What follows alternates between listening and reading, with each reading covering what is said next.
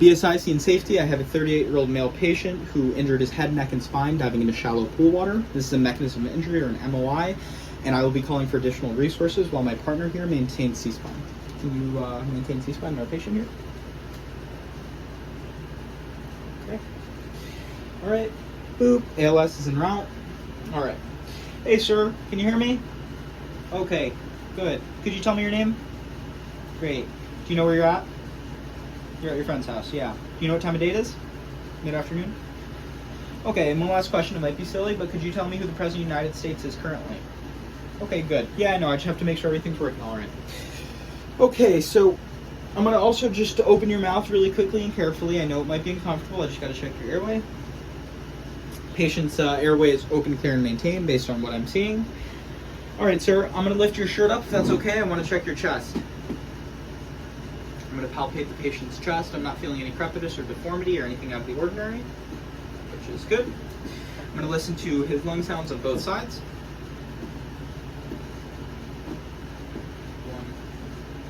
1, 2.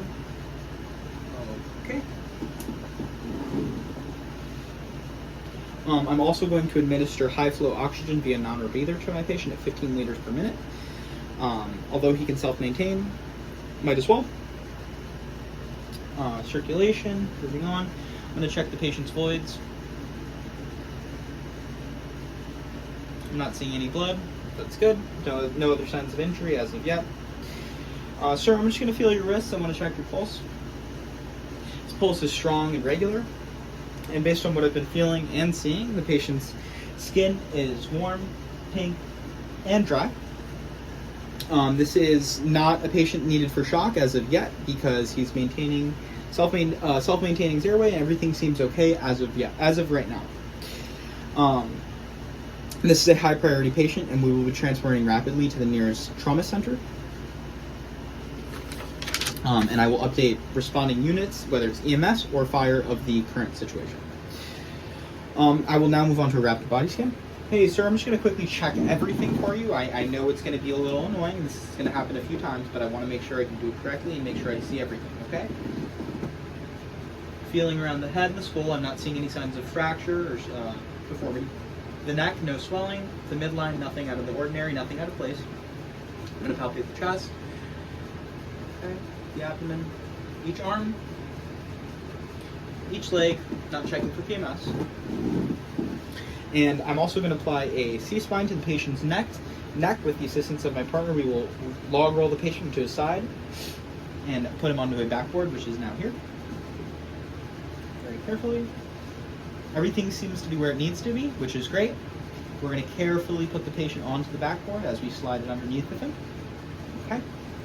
I'm going to continue to check vitals now. All right, sir, blood pressure now, okay? Okay, blood pressure is great. It's, well, not great, but it's fine. It's 128/84.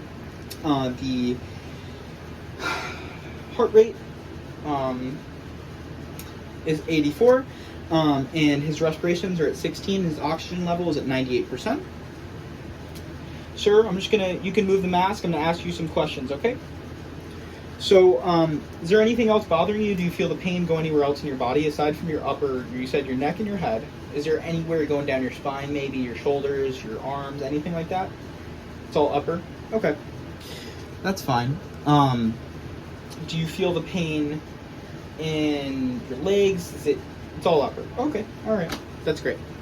Alright, so real quick, I just gotta know, do you have any allergies, whether it be environmentally, medically related? It could be medications or antibiotics, anything like that. Just cats. That's fine. Good to know. Have you ever experienced trauma like this in the past, hitting your head, hurting your spine in any way, any blunt force trauma like that? Just a concussion from football in high school? Okay, that's fine. Okay, so you haven't really had this problem before. This is your first time experiencing something this bad. I got you. All right, good. So ultimately, could you just tell me what ultimately led to this situation? What caused you to hurt yourself? You saw the pool. Okay, you got excited and you just dove in, not really paying attention how shallow it was. Okay. Hey, it happens to the best of us. I'm going to do a more detailed breakdown of your upper to lower body, okay? It's just going to go one by one. I want to make sure everything's in the right place and I'm not missing anything at all, okay? It's just for your sake. Checking the head and the neck. The head is fine. I'm not seeing anything. Nothing again, no deformities. Sir, I'm going to check your eyes. This might be very bright. His pupils are dilating normally. And his neck is not swelled up or nothing feels out of place. No signs of fracture or movement. I'm going to palpate his chest in different areas. And I'm going to palpate his abdomen in 4 quadrants. Okay. Does anything feel out of the ordinary there, sir? Just upper. Okay. I'm going to palpate each arm, 1, 2, and I'm going to palpate each leg, checking PMS. Okay. All right. Everything looks good, sir. We're just going to get you in transport. I know you're uncomfortable right now. I'm sorry.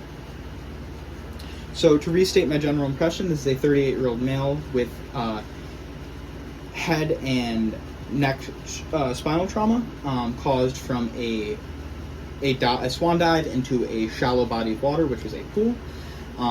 He is a high priority patient, and we will transport him to the nearest trauma center as quickly as we can.